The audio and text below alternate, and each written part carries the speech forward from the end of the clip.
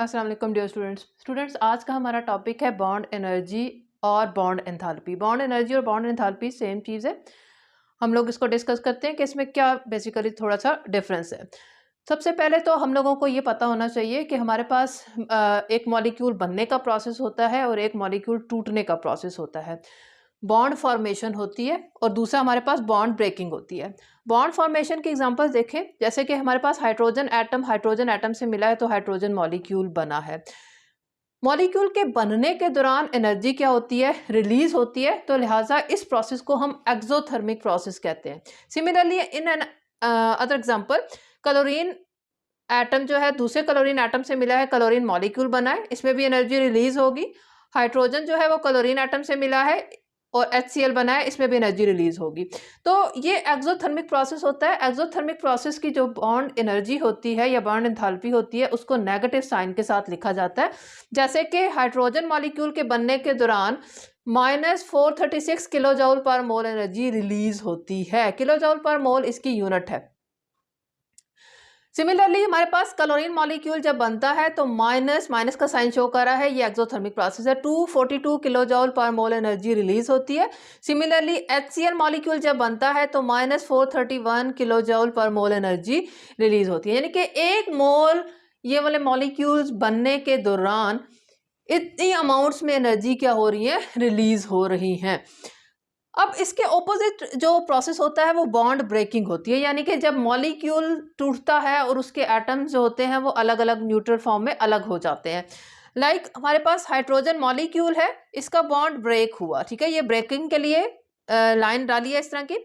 तो hydrogen atom अलग अलग हो गया।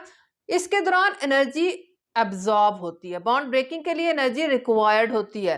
तो ये एक एंडोथर्मिक प्रोसेस होगा। डेल्टा H इसका क्या होगा, 436 पॉजिटिव साइन के साथ 436 किलो जूल पर मोल, यानी कि एक मोल हमारे पास हाइड्रोजन और हाइड्रोजन बॉन्ड्स को ब्रेक करने के लिए 436 किलो जूल एनर्जी चाहिए होती है। क्लोरीन मॉलिक्यूल को इसी तरह से ब्रेक करने के लिए एक मोल को और उसको उसके न्यूट्रल एटम्स में कन्वर्ट करने के लिए 242 किलो जूल पर मोल एनर्जी रिक्वायर्ड होती है। और HCl के मॉलिक्यूल्स को ब्रेक करने के लिए एक मोल, तो हमारे पास क्या होता है, 431 किलो जूल पर मोल एनर्जी रिक्वायर्ड होती है। तो बॉन्ड फॉर्मेशन में एनर्जी हम लोगों को रिलीज होती है, मिलती है, और बॉन्ड ब्रेकेज के दौरान हम लोगों को एनर्जी देनी पड़ती है। ये जो एनर्जी का चेंज आ रहा है, देनी पड़ रही है या हमें मिल रही है, इसको हम बॉन्ड एनर्जी बोलते हैं। बॉन्ड एनर्जी को बॉन्ड एंथैल्पी तब बोला जाएगा जब हम अंडर स्टैंडर्ड कंडीशंस वही बॉन्ड एनर्जी फाइंड आउट करेंगे, तो हम उसे बोलेंगे वो एंथैल्पी चेंज आया है। स्टैंडर्ड कंडीशन यानी कि प्रेशर और टेम्परेचर की स्टैंडर्ड कंडीशंस होंगी तो हम उसको बॉन्ड एंथैल्पी बोलते हैं, ठीक है।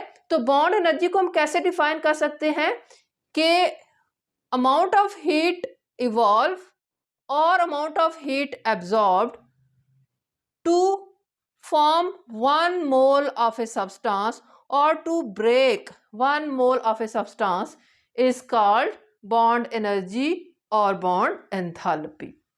The amount of heat evolve और absorb, वो हीट की अमाउंट जो निकलती है या जज़ब होती है, एब्जॉर्ब होती है when 1 mole of a substance is formed, या जब 1 मोल सब्सटेंस बनता है या 1 मोल सब्सटेंस ब्रेक होता है तो हम उसको बॉन्ड एनर्जी बोलेंगे। बॉन्ड एनर्जी को ही हम लोग बॉन्ड एंथैल्पी बोलते हैं जब हम लोग उसको स्टैंडर्ड कंडीशंस में मेजर करते हैं। मेजर करने का इसका क्या तरीका है कि ड्यूरिंग द जो रिएक्शन है, जितनी भी हीट में जो चेंज आ रहा होता है, हम उसको जब मेजर करते हैं तो हमारे पास क्या आ जाती है, बॉन्ड एनर्जी आ जाती है या बॉन्ड एंथैल्पी आ जाती है। कैलोरीमेट्री के मेथड में को किया जाता है, स्पेक्ट्रोस्कोपी के जरिए किया जाता है। ये कुछ हमारे पास फिजिकल मेथड्स हैं जिनके जरिए हम लोग बॉन्ड एनर्जी को क्या करते हैं, फाइंड आउट करते हैं। तो कुछ एग्जांपल्स हम लोग देख लेते हैं कि the bond enthalpy of the hydrogen at 25 degree centigrade is 436 kilo joule per mole. Similarly the bond enthalpy of chlorine at 25 degree centigrade is 242 kilo joule per mole. The bond enthalpy of HCl at 25 degree centigrade is 431 kilo joule per mole. Bond energy जो है हमारे पास किसी भी bond की strength का एक तरीक़ाकार है। कोई बॉन्ड जितना ज़्यादा मजबूत होगा, स्ट्रॉन्ग होगा, उसकी बॉन्ड एनर्जी उतनी ही ज़्यादा होगी, और जो बॉन्ड जितना वीक होगा उसकी बॉन्ड एनर्जी कम होगी। तो हम लोग कह सकते हैं कि bond energy strength of bond is directly proportional to bond energy और बॉन्ड एंथैल्पी, बॉन्ड एनर्जी। ठीक है, तो ये हमारे पास एक रिलेशनशिप है जो कि इसकी इंपॉर्टेंस है, बॉन्ड एनर्जी की इंपॉर्टेंस है। जो बॉन्ड जितना स्ट्रांग होता है उसकी बॉन्ड एनर्जी ज़्यादा होती है और जो बॉन्ड वीक होता है उसकी बॉन्ड एनर्जी कम होती है। ठीक है, तो बॉन्ड एनर्जी कुछ फैक्टर्स पे डिपेंड करते हैं। ठीक है, हम उसकी तरफ मूव करेंगे। 4 फैक्टर्स हैं हमारे पास जिनको हम वन बाय वन यहाँ पर डिस्कस करते हैं।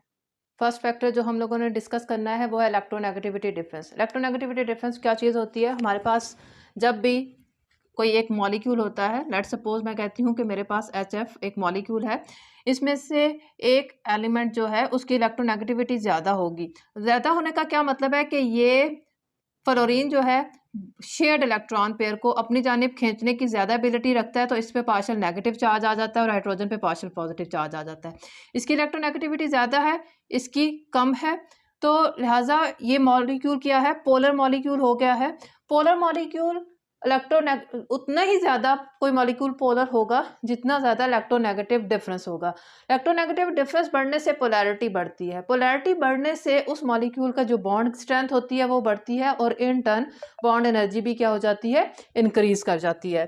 ठीक है ना, तो हम कह सकते हैं कि difference in electronegativity directly proportional होता है बॉन्ड एनर्जी के।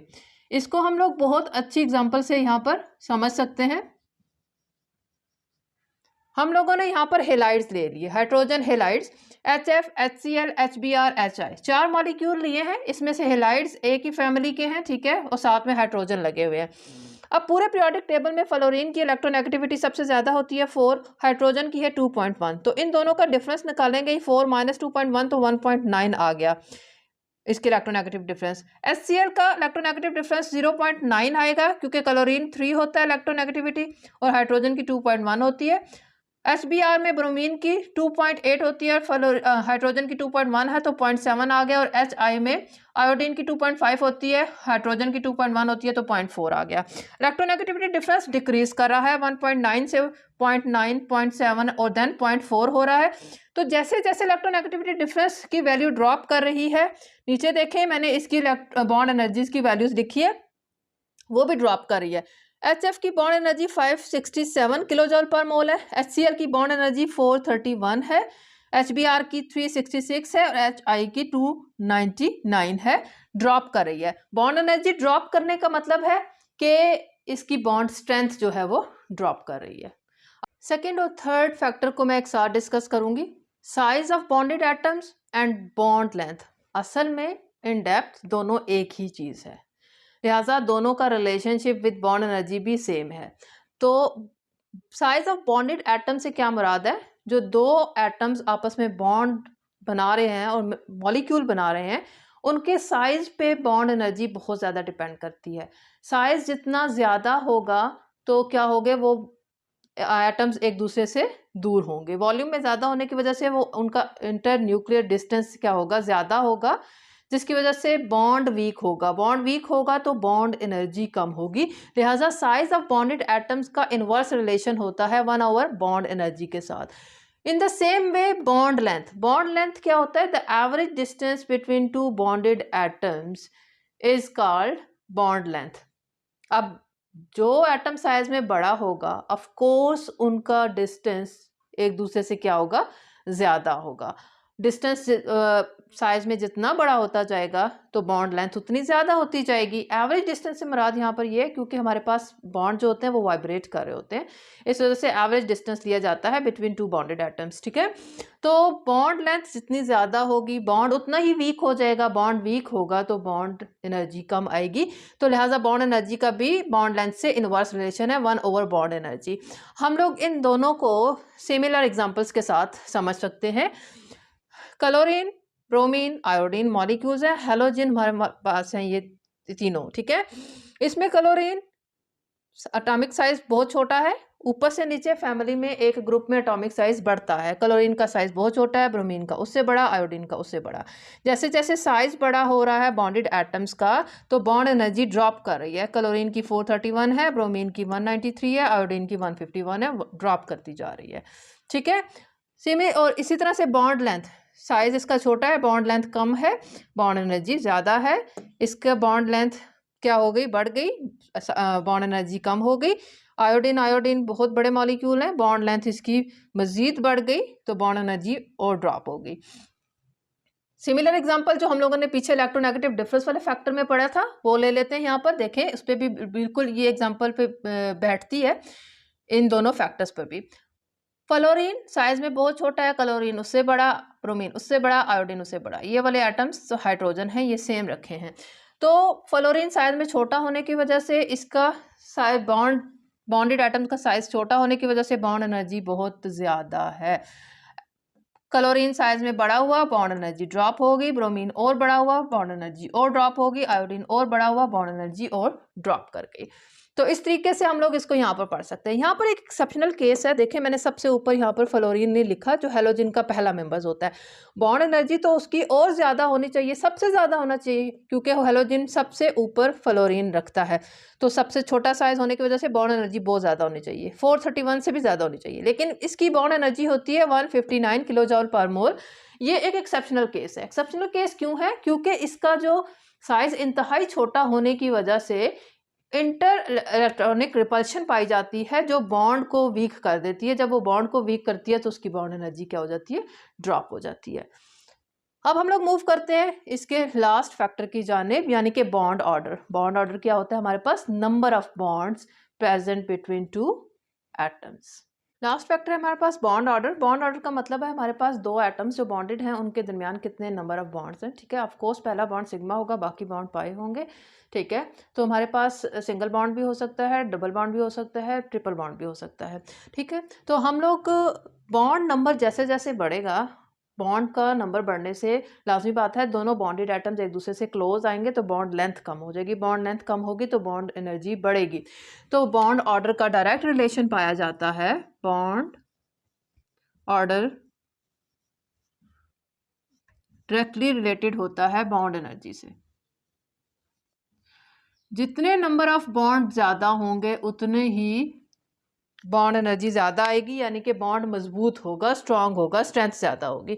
इसको हम लोग इन एग्जांपल्स से समझ लेते हैं। ठीक है, carbon carbon single bond, carbon carbon double bond and carbon carbon triple bond. Carbon carbon single bond, इसकी बॉन्ड लेंथ ज़रा चेक करें तो ये हमारे पास होती है 1.54। ठीक है, ये क्या है हमारे पास? Bond length 1.54 angstrom.